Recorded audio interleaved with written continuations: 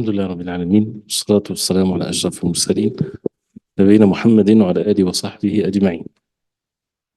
We continue inshallah ta'ala from رسالة في الفقه الميسر, and we had started last time the chapter of الربا, and I want to repeat again the basic differences with matters of the two types of riba before we go on.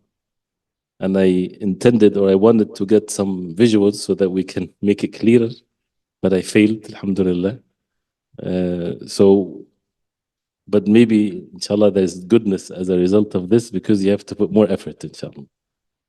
So what I want you to do, inshallah ta'ala, the hadith of the Prophet ﷺ that talks about the riba, I'll say it, inshallah, and you'll write, I'll ask you to write certain things, so you'll do the visuals yourself. So whether you are here in the masjid or online, please write what I'm going to say to you, inshallah.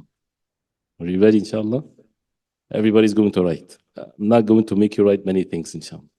Just we'll write the 6 types that the riba is applied on them. 6 types of commodities or whatever that the riba applies to them, but we'll write them in a certain way, inshallah. So, ready, inshallah? Whether it's digital or with a paper and a pencil or a pen, whatever, but make sure that you're going to do it the way that I would explain it to you, inshallah. May Allah subhanahu wa ta'ala make it easy, inshallah. Write down gold, next to it silver, next to it, but don't leave too much gap, currency. Currency is correct for money, right? Currency, okay. Then leave a big space, and then write on the after that the same line. This is the types that the Prophet ﷺ mentioned in the hadith. Wheat, which is al-burr. Tamr, dates, next to it. Al-sha'ir, barley. Milh, salt. 4 things next to each other, but they are kind of a different category, so that's why we have space between gold, silver, currency alone, and then the barley, dates, wheat, barley, wheat, dates, barley, salt. Burr, tamr, sha'ir, milh. We got that? So we have 6 types of things. The last 4 are food. And the first 3 are basically what they call it a-thamaniya. But before we get to this, so now we have 2 groups here. Clear? The first 2, or the first 3, al-dhahab wal-fidda and currency, they share a common quality, or the reason, they call it al-illa, the reason why they are considered to be from the riba money. Riba money meaning that the riba apply in them. And the other 4, which is the food, they share certain things that as a result of that, the riba applies on them. Other than these types and what comes into the same category, riba does not apply in them. So riba only applies in the like of these 2 categories, major categories here. So the first one, if you want to make a circle around them or whatever, these 3. And usually in the books of fiqh, it's only gold and silver, but we add to it the currency because it has the same rules applies there. These 3, in Arabic, we call it al-illa, or the reason why they are riba. The illa, it's called in Arabic, al-thamaniya. Al-thamaniya from al-thaman. Al-thaman is the price of something. Al-thamaniya is the noun. I'm not sure if there's, I tried to look for an English word for it, but I couldn't. So for those who can help me out with this, they would explain it with some words, not as a terminology. So al-thamaniya comes from al-thaman. Al-thaman is the price. So it's not really the price. It's basically what everything else is weighed against it, or is measured against them. So these are the things that the people use for money, or the way that they would purchase things. So that's why many things, or lots of things that are measured according to these three. In the past, it used to be the gold and silver. This is the type of currency that people have. They would exchange the gold or silver with whatever commodities that they're purchasing. Now it's the money, whatever currency there is. So what these three together are for, it's because of this, the fact that everything else is measured against them. This is exactly what الثمانية means. Things are measured against them. What's the value of wheat, for example? You would say whatever weight is by that much dollars. You don't measure it with another type of wheat or barley or whatever. You measure it based on the gold and silver and the money. Okay, so what is the illah? What is the reason why they're together? Is الثمانية, or things are measured against. Clear? The other four, what's a common thing in these four? Tell me one thing. Food. First of all, okay, measure, yes. They are food. They're all food. So food is one thing. And then these four are measured with weight and volume. So anything that is measured can be measured with weight or volume, and it's food, then riba applies in it. And we'll see how it applies. Okay? So these four, the illah, what's the reason that makes it from the riba money? Riba money means riba rules applies on them with details. Is the fact that they are food and they are to be measured with weight or volume. Before we go further, what's weight and volume is not according to what people now consider as weight or volume. What's to be weight or volume is according to how things were at the time of the Prophet ﷺ. So al-wazn, wazn Ahl Makkah. What the people of Mecca used to weight, this is what we weight, or what we consider to be weight. Al-mikyal, the people of Al-Madinah, whatever they consider things to be sold with volume, this is what we consider with volume. So, but most of the things, we talked about that in Zakah also. So that's why, for example, fruits, they don't apply here. Apples, even dates is mentioned here, right? But like I'm talking about the fruits that we know today, like, or it even was known then, because they used to buy and sell them with بالعدد, with one, two, with numbers. They don't weigh the apples. They don't sell them with weight or volume. They sell them by the one. Okay, so to make it easy, inshallah ta'ala, just exclude the fruits. But well, now here we have these four based on the fact that they are food and they are weight, measured by weight or volume. Okay? You made this separate categories, and the illah is there is different. One is الثمانية, and what's الثمانية? Everything is measured against it. And the other one is food. Two things, food, and it's measured by either weight or volume. Okay? Now, because it's going to get more complicated. Now we have this. You have to look at what you wrote down. If you look at each class or each type here, gold, silver, the wheat, dates, barley, salt, each one by itself. You zoom in to anyone. Any of these six, if you zoom in to it, when it comes to, now we're going to talk about the riba in terms of exchange. Riba, when does the riba come into the picture is when you exchange some things. There's transaction. So it doesn't happen by itself like this. So we're talking about exchange. So if you take one of these kinds, say for example, wheat, right? You cannot exchange wheat by wheat. No, let me say this again, rephrase it. You can exchange wheat by wheat, no problem. But with the condition that they are equal in weight or measure or volume, and it has to be hand to hand. So what does that mean? It means the two types of riba are called riba al-fadl and riba al-nasi'ah. Write it somewhere down there. Riba al-fadl, riba of al-fadl, and riba of nasi'ah. These are the two types of rules of riba that will apply on these six types and what comes under the same categories with them. Something called riba al-fadl. Riba is the word riba, right? Usually, or increase. Al-fadl, that's the type. Al-fadl is how they define it in the book. What's riba al-fadl defined in the book?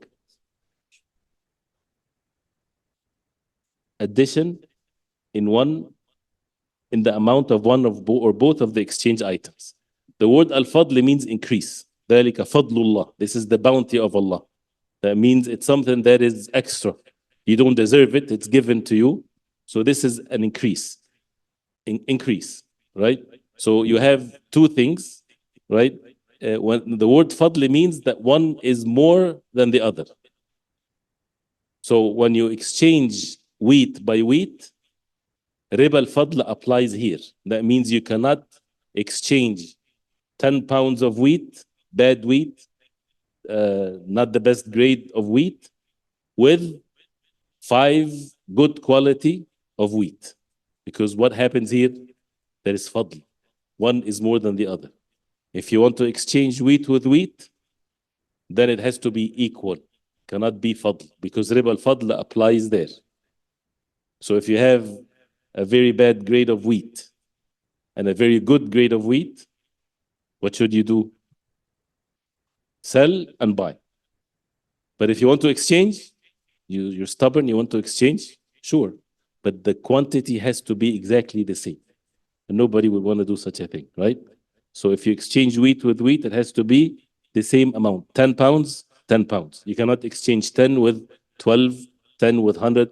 And what happens when you have 10 and 12? This is called fadl. This is called increase. One is more than the other. So that's the riba al-fadl applies here. Riba al-fadl is forbidden in these kinds, each one on its own. That's why the hadith says, الذهب بالذهب. If you want to memorize the hadith, it's very easy. At least the first part of it. These 6 types, the Prophet ﷺ, he said, الذهب بالذهب. Gold is with gold, gold with gold. والفضة بالفضة. Silver against silver. And the other kinds in order like this. The Prophet ﷺ, when he mentioned them, he said clearly in the hadith, مثلا بمثل. After he mentioned الذهب بالذهب. If you want to exchange gold with gold, silver with silver, wheat with wheat, barley with barley, tamr with tamr, and milh bil-milh, it has to be, count these conditions. We're talking about 1 to 1, the same one, right? مثلا بمثل. Inshallah, we'll have this hadith memorized sometimes. مثلا بمثل, that means مثل is exactly the same. So they have to be equal quantities. سواء بسواء, exactly the same. That means equal quantities and very specific. They are from the same type, the same kind, the same weight. يدا بيد, hand to hand. So مثلا بمثل, this is the tafadul. This is the riba al-fadl. يدا بيد, to avoid the second type of riba, which is al-nasi'ah. The second type of riba is what? Al-nasi'ah. Riba al-nasi'ah. Al-nasi'ah is late, to delay the exchange. So yadan biyad, that means hand to hand. That means it has to be immediate. You cannot defer any payment or exchange or anything like this. So clear? So the same thing. Then you can say, الذهب بالذهب. Can I exchange gold with gold? You can. You can, no problem. You can exchange gold with gold, but with the condition, same weight and hand to hand. Because in gold, both types of riba applies on it. You cannot have riba fadl when you exchange gold with gold. You cannot have riba nasi'ah when you exchange gold with gold. What does it mean that you have riba fadl? You cannot have riba fadl with gold and gold. That means 10 with 20, like this. Yad and biyad has to be hand to hand. You cannot have it deferred. Clear? The same thing, silver with silver. Money with dollars, right? And so on. And wheat with wheat and things like this. But we have to understand that these things, why we're mentioning this, now we get to know the 2 categories of things. The illah, the reason why, because other things will apply to it, and the 2 types of riba. Riba al-fadl and riba al-nasi'ah. Al-fadl is the increase, and nasi'ah is the delay. Okay? Is it clear? Hopefully also those who are online, it's clear. Then, We talked about each one on it with itself, which is the hadith clearly like this states this. The hadith says, فَإِذَا اخْتَلَفَتْ هذه الأصناف فَبِيعُوا كَيْفَ شِئْتُمْ إِذَا كَانَ يَدًا بِيَدٍ. If these types are different, sell the way you like as long as it's يدا بيد, as long as it's hand to hand. So what does that mean? The first category, as we said, gold with gold, it has riba al-fadl applies, riba al-nasiya applies. You understand now what riba al-fadl applies means and riba al-nasiya applies means? And the same thing, silver to silver. What is from the same category? You exchange gold with silver. Can you exchange gold with silver? Anything you can do, right? So since you even can do exchange gold with gold, no problem, but riba al-fadl and riba al-nasiya applies.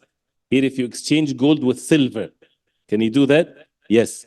But what type of riba applies here? Nasi'a only. Nasi'a means the delay. So that means if you have 10 grams of gold, can you exchange 10 grams of gold with 30 grams of silver? The answer is yes. See that how it's different from gold with gold and silver with silver?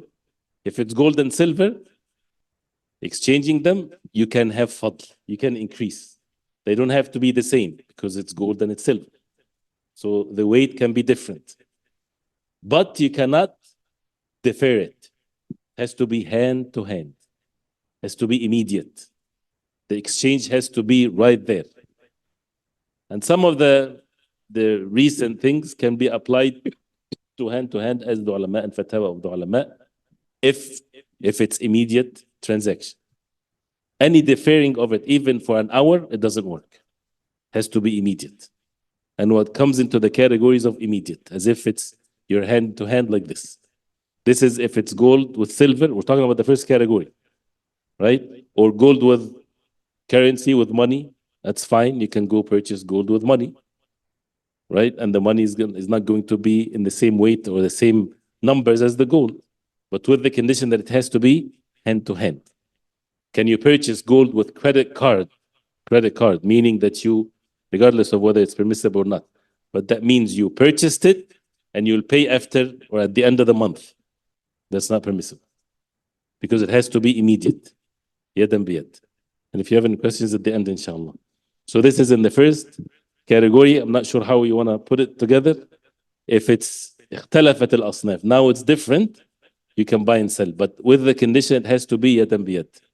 So if you draw it together or something like this, currency with gold, gold with silver, silver with whatever, it has to be hand to hand, but it can be with riba. Riba al-fadl is okay. There's no riba fadli there, but there is riba nasiya. You cannot defer it, you cannot delay it. Clear? The same thing applies with the other four. So if you exchange wheat with barley, this is how you're exchanging them. You're in the market and you don't have money. You have wheat and the other guy has barley. Can you exchange, buy and sell? Yes. Do they have to be equal weight and equal volumes? No, they can be different. 10 by 20, whatever there is, because they're different types. But it has to be hand to hand. It has to be immediate. Clear? So I'm not sure how would you remember this. You guys put it together? It's okay? Now if we're going, what is left in this combination? That we exchange between the two major categories. So we looked at one by one to exchange it with itself, and we said that both ribas applies to it, fadl and nasiya. For one category, if you exchange within the same category, right, only riba nasiya applies. You cannot defer it, right? It has to be hand to hand, but there's no fadl. It's okay to increase. If it's within the same category, only nasiya applies. But now you're going to exchange between one category versus another. Gold or silver or money versus food that is measured with weight or volume. Is there riba here, al-fadl or al-nasiya applies? No. Do whatever you want. Not even hand to hand. So the amount will be different. You have money and you go purchase salt. Right? Fadl does not apply. So it's not the same weight or the same, because it's money versus salt. You buy salt for 2 pounds. That's fine, no problem. Can you defer the payment? Sure. As long as there's no other riba, right? Because it's the other category of riba, which is al-qard. So can you pay later? Sure, no problem. Right? Why? Because now, why do we do this? It's because we like it that way. It's because that we have to refer it back to this principle. That's why it's repeated, because it's so important to remember these principles. It's not because this is how things are. Yes, it's how things are, but to remember what's the principle behind it. These two categories of things. And it's the one is with a thamaniya, everything is measured against it, methods of price and money and things like this, versus food that is measured with weight or volume. And therefore, as an example, you have an 87 car, and it's the same type. I don't want to say the model or anything like this. Say the model of the car is whatever, but 87. The same model of the car, but 24. One is worth 1,000 and one is worth 100,000. Can you exchange them and pay the difference? Yes, no problem. Because the car is not gold or silver or money, neither it is food that you can weigh it or with weight or volume. Right? So you can exchange, right? It doesn't have to be that exactly the same amount or anything. Like one can be more than the other. You can pay the difference. Like trade-ins, for example. You can do trade-ins. But can you trade wheat with wheat? Now the rules applies. So because of the illah here, illah is, again, the issue of thamaniya, everything is measured against it. And the other one is food, and it's measured with weight and volume. Is it clear? Should we mention some examples? Nowadays examples, right? So if, again, we said if you purchase gold, that's no problem. Whether, women, for example, they have old gold, they want to exchange it with a newer gold. And they go to the jeweler, and they have the gold is usually sold with the weight, and they add sometimes the weight's fixed if it's a bracelet or something like this. So first they weigh it. So she has gold that is, say, for example, 18 karat gold, and she wants to exchange it with another 18 karat gold. Can she do that? She can, but with the condition that it's what? Has to be the same weight. 10 with 10. No increase whatsoever. If there's difference that she has to pay the difference, she wants to trade in the old with new and she pays the difference, it's haram, it's not permissible. So what should then she do in this case? She has to sell what she has. She get the cash money. She leaves. See you later. And then a new transaction is that she would purchase whatever she wants. Right? We didn't talk about the wisdom or some of the wisdom behind this, and it's, subhanAllah, humanity are in need of this. And when you see as these two illas, one wisdom only that was mentioned before, this is the basic necessities for human beings. And that's why it is not permissible to manipulate them, to tamper with them. And that's why it's very strict like this, the matter of riba in it. Otherwise, it becomes, you don't know the value of things anymore. And things becomes, evil becomes very complicated. Selling, going back to the night, you cannot have conditions.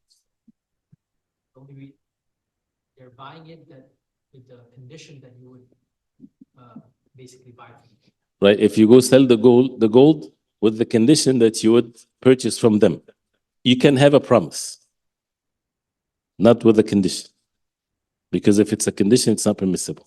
But you can say, I want to sell my gold, but I'll promise you that I'll purchase from you what you have. If it's a promise only, another condition, and promise means if that happens, tricks and lying is haram. Right? And if a person is not going to buy from the same person, or he might change his mind, he should be honest and truthful. But if he says, I promise, because now he sees what he likes, or she sees what she likes, and she is sure that she's going to buy it. But to make it clear that transaction is completely different than the other one. Without tricks, because tricks in buying and selling is haram and deception and things of that nature. Currency, for example, a clear example. Can you exchange dollars $1 bill, $100 bills, each one is with $1, and you want a $100 bill, one paper, one only. Can you exchange them for 99 or for 95? No, it's not permissible because it's same dollar, dollar with dollar. Dollar with dollar has to be the same amount. But I don't want to get into the fatawas of things. But if someone has very old ones that you cannot even use, for example, right? You have to do something to them, and you don't have means to go to give it to the bank. And in some situations its value decreases. It doesn't have because it's very old, it's torn, or something like this. Then there can be differences, but that's in a very strict situation. But then if you want to exchange dollars with euro, for example, right, as we mentioned it before also, dollar and euro, they are both currency, right? But they're different types. So that's why the currency is not just one thing. So every currency is different than the other. So can you exchange dollar with euro? Yes. As we said, everything you can do. What type of riba applies there? النسيئة. Does the fadl applies? The riba fadl? No. No riba fadl. That means you can have differences in the amount. So whatever the exchange rate is, that's fine. You don't have to exchange $100 with 100 euro. No, they're not the same value. So it's okay if they're different amount, but what many people, they don't know, that has to be hand to hand. It has to be an immediate transaction. It cannot be deferred. It cannot be delayed. It cannot be, okay, I purchase, okay, I'll give you the money tomorrow. And even with the issue of transfer, wiring money, right, this needs to be looked into more carefully, because if it means that a person is sending dollars to another country, sending dollars, for example, here to Europe, and it's going to be given in euro. If it's dollars and it's given in dollars, that's easy. That's fine. That's no problem. And people can take, or the companies will take a service fee. That's fine, because they're transferring the money, and it's the same currency. But if it's a different currency and it takes days, then does it mean that it goes from here over there to be dollars? And then when the other person, when he receives it from the bank, for example, he receives it in euro with the price of the euro on the day that he is taking them away, not from the day that the transfer happened. That means that transferred as dollars and then he's taking them as euro. That's fine. But if it's from the day that the transfer happened, that's an issue, because it's going to be deferred. So it has to be something immediate. So this is, then if a person is facing some of these things, every case might be different in its ruling. But with currency, riba nasiya applies. That means it cannot be deferred, it cannot be delayed. Again, as we said, these types are the things that people eat and drink, and its weight or volume, they cannot exchange it with one another unless it's the same amount. With one or the other, it has to be hand to hand. Okay, if you go through the book from the beginning of the chapter of riba, and you see that the definition of it, we didn't talk about the hikmah. We'll just mention them quickly, inshallah, as he mentioned them here, which is, he says, al-hikmah, hikmatu tahrim al-riba. The wisdom, or some of the wisdom behind forbidding al-riba. Number one, انعدام التقابل بين الجهد والثمرة. There's no equivalence to the efforts and the fruits of one's effort. That means الدائن المرابي, the one that gives others loans, for example, he does not put any effort, he does not put any work, and he does not incur upon himself any loss. And this is one of the great wisdom behind the riba. There's no tangible things is happening, money with money. And that's why you would find even economies become in bad shape, and only few people that would be in control of it, and they become extremely rich versus the people are suffering because of this. Why? Because there's nothing tangible is being invested in. And that's what the second thing he says in here, اقتصاد المجتمع, because people now are not doing things physically to invest in and things like this, and to make them lazy and things of that nature. And here, أخلاق المجتمع, the manners of the people, they're not helping one another. There's so much selfishness, and it's so evil. And by the way, riba has been forbidden to all other legislations before the Quran and the Sunnah of the Prophet ﷺ. As Allah subhanahu wa ta'ala stated in the Quran that it was forbidden for the Jews in the Torah, and before that it's all always forbidden. And then the people become of two categories: those who are using the need of others and things like this, with some details in there.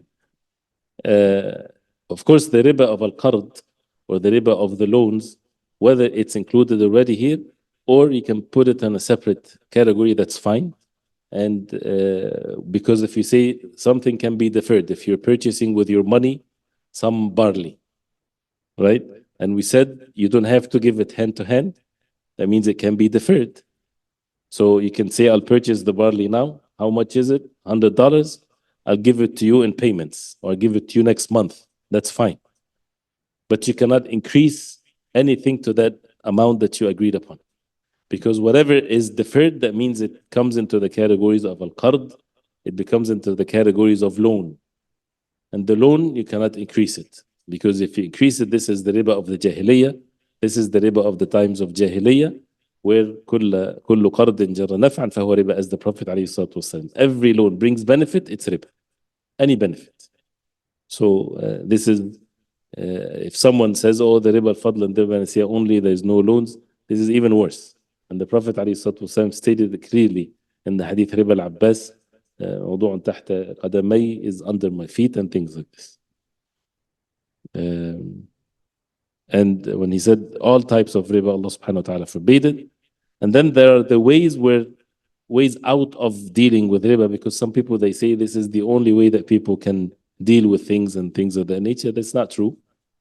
And just people need to work and to invest and to use certain things. He mentioned here some of the subjects in the transaction categories of things, not in a separate chapters, but he mentioned it here, the ways to remove the riba. And that's why he talked about sharikat al-mudaraba, investing money, but we'll talk about that later, inshallah. Bay'u al-salam, bay'u al-mu'ajjal, to sell something with a deferred payment, and qard al-hasan, or good loans and things like this. But we'll stop here so that we don't make it difficult, inshallah. Before we take the hadith, you have any questions? Or should we take the hadith first? Let's take the hadith first, inshallah, and then if you have any questions, we can try to answer, inshallah.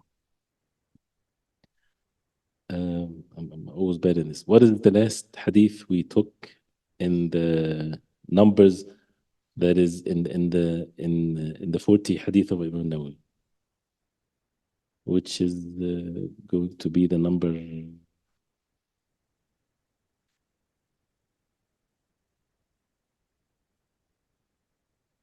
something in the 100 and something. 125 was last one. Okay, so 126. So hadith 126. Hadith 126. This is from the 40 hadith of Imam Nawawi, and after that the 10 hadith of Imam Ibn Rajab. You know that the hadith, the first 50 something is from Kitab al-Tawheed. The second 50 something is not accurate, is from Bulugh al-Maram in Fiqh. And then the third one is the 40 hadith of Imam Nawawi. You add to them the 10 hadith of Imam Rajab, make him 50. And then the fourth part is the last chapter in Sahih al-Bukhari, Kitab al-Tawheed, from that last chapter. So that's why we go back and forth like this, so that we cover all of them, inshallah. So hadith number 126. Ready, inshallah? You have it? Say, عن أبي هريرة رضي الله عنه قال سمعت رسول الله صلى الله عليه وسلم يقول ما نهيتكم عنه فاجتنبوا وما أمرتكم به فأتوا منه ما استطعتم فإنما أهلك الذين من قبلكم كثرة مسائلهم واختلافهم على أنبيائهم. Again, ما نهيتكم عنه فاجتنبوا وما أمرتكم به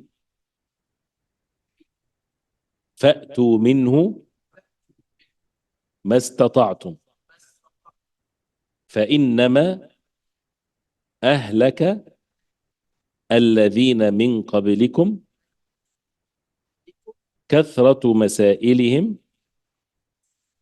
واختلافهم على أنبيائهم. This hadith is one of the principles of the deen as the 40 hadith of Imam Nawawi. And it's also, inshallah, once we understand it, it's easy to memorize, inshallah. The reporter of the hadith is narrated Abu Hurairah radiallahu anh.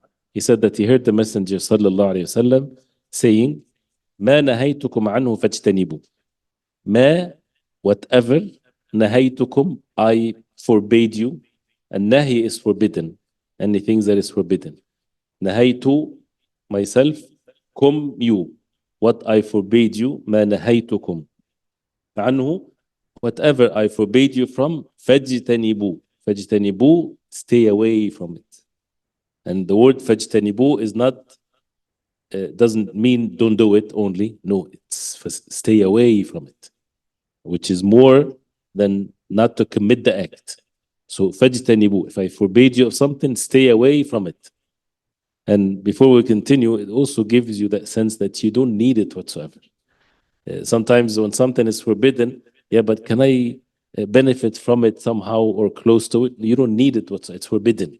So if Allah subhanahu wa ta'ala forbade wines and intoxications, everything that deals with it, helping people to do it, purchase it, carrying it, all of these things, of course, it's cursed as the hadith of the Prophet ﷺ, and anything even close to it, or even being in a place where people are drinking and things like this. فَاجْتَنِبُوا, stay away from it.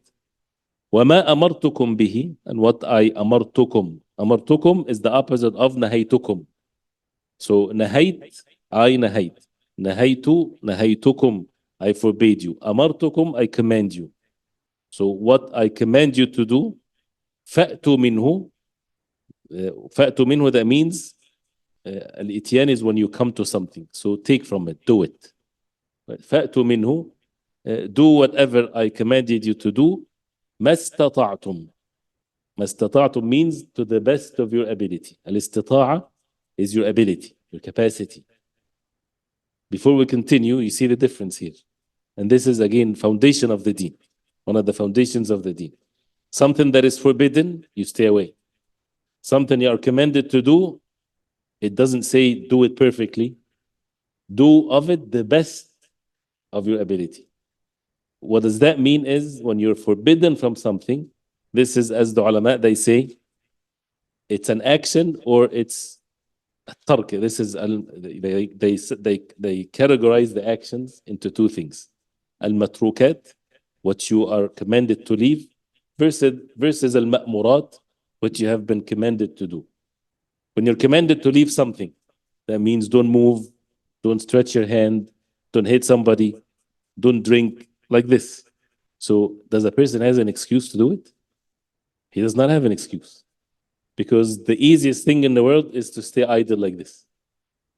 But if you're commanded to do something, that means you have to have the ability to do it. Stand in salah, make sujood, make ruku', like this. So what if someone is not able to stand? What if someone has an eye surgery that he cannot make sujood? Like this. So that's why if it's a command, that means you have to have the physical ability to do it. So that's why it's فَأْتُوا مِنْهُ مَا اسْتَطَعْتُمْ, do it to the best of your ability, not an excuse to be lazy or to say that's my ability and it's not. No, that means if you do the best you can, that means if you do more, you'll collapse or it's going to be harmful or something bad happens to you. Then do the best that you can. And this is a huge principle in the deen. Like, for example, and this is the example came into my mind, if you are in the airplane and it's time for the salah, and you cannot wait till the plane lands because you miss the salah, then pray in the plane. The fard salah is to be prayed standing. You have to pray standing. in the fard. It's a pillar. But there's no space for you to pray stand. You can look around and things like this. You could not find a place to stand. What should you do? You can say, I'm able to stand only for takbiratul ihram. You stand, you say Allahu Akbar, and then you're not able to stand, so sit. Right? So this is your ability. So that means you need to do this. You have to do this at least. Right? And then sit and continue the salah this way. A person is in the masjid, he is not able to make sujood, but he's able to stand. Some people, they would sit in the salah from the beginning. It's not permissible. The only position that you're not able to do is the sujood. So stand in the salah, make ruku', and then when it comes to the sujood, sit. So فَأْتُوا مِنْهُ مَا اسْتَطَعْتُمْ versus فَاجْتَنِبُوا. So whenever you're commanded to leave something, that means you leave it. What you're commanded to do something, do the best of it to the best of your ability. And then the Prophet ﷺ, he said, فَإِنَّمَا أَهْلَكَ what destroyed فإنما أهلك من كان فإنما أهلك الذين من قبلكم what destroyed the nations before you, those who before you, two things. كثرة مسائلهم, the frequent masail, questioning, they ask. They kept on asking and asking. واختلافهم على أنبيائهم واختلافهم, and they differed against their prophets. What does that mean? They have a prophet, so they keep on asking for things from the prophet. Is this, can you make this halal, make this haram? What is this? While the wahy is coming, while the revelation is coming. So they kept on asking for things. And then when it becomes a command, they'll quit and they're not going to do it. So that's how they were destroyed. That means leave the matter. Right? And as some of the narrations of the Prophet ﷺ, which is the reason why this hadith is mentioned, is important to know. So first of all, before we get to the reason why the hadith is mentioned, very brief inshallah. كثرة مسائلهم, this applies at the time of the Prophet ﷺ and after the Prophet ﷺ, and we need to remember that very well. At the time of the Prophet ﷺ, they are forbidden from asking. They were forbidden from asking because the wahy is coming down. So don't ask, meaning don't ask for things that didn't come down yet. And it doesn't mean don't ask of something that already there to understand it. No, ask. فَاسْأَلُوا أَهْلَ الذِّكْرِ, as the people of knowledge. So if a person is asking, what is the meaning of the verse? What is the meaning of this ruling? This is fine. This is a good thing. But the meaning of كَثْرَةُ مَسَائِلِهِمْ, when they ask for something that was not revealed yet. Can this be forbidden? Why this is not forbidden? Things like this. They were forbidden from that because the wahy is coming, the revelation is coming. And if they do this, then what happened? When they ask for something like this, they're not able to be helped to do it when it happens, and then they would disobey Allah. And there are many cases like this. The Prophet ﷺ, when he led the people in Salatul Taraweeh in Ramadan, then he stopped.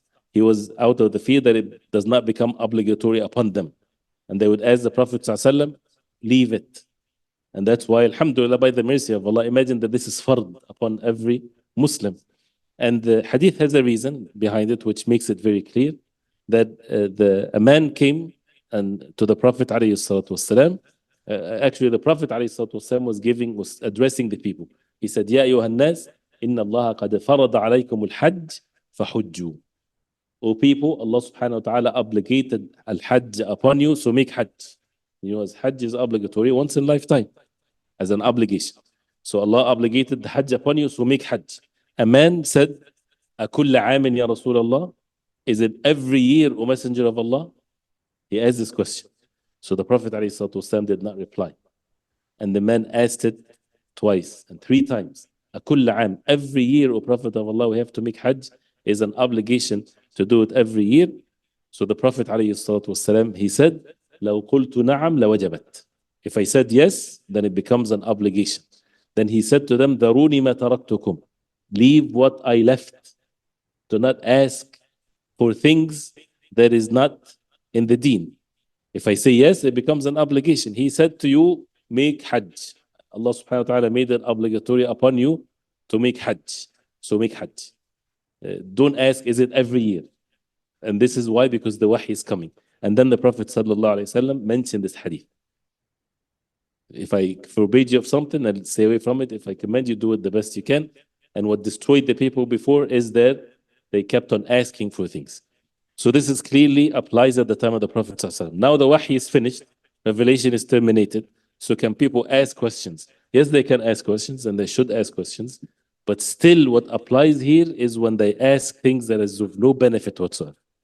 Asking things, as they call it, أغلوطات المسائل, like the Jeopardy type of asking questions, huh?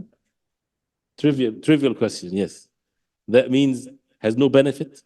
What's the name of the wife of Iblis? Right? What is the, whether it's something in the past or something even details that we don't have it. What a person would get in Jannah in the morning versus the lunch, things like that. Whether it's in matters of unseen or even asking with matters of aqidah, when the people get into the names and attributes of Allah subhanahu wa ta'ala, try to alter things and how to, to know the how of it, which is not permissible for them because it's unseen, or in matters of rulings, when people become very extreme in things of or inventing things. That is, as one of the very, very famous example, which is Fara'aita, when a man asked Abdullah ibn Umar a question in Hajj, very specific without getting into the details of it. So then he gave him an answer. He said, Afara'aita, and this man was from Al-Yemen. He says, what if? He started the what if questions.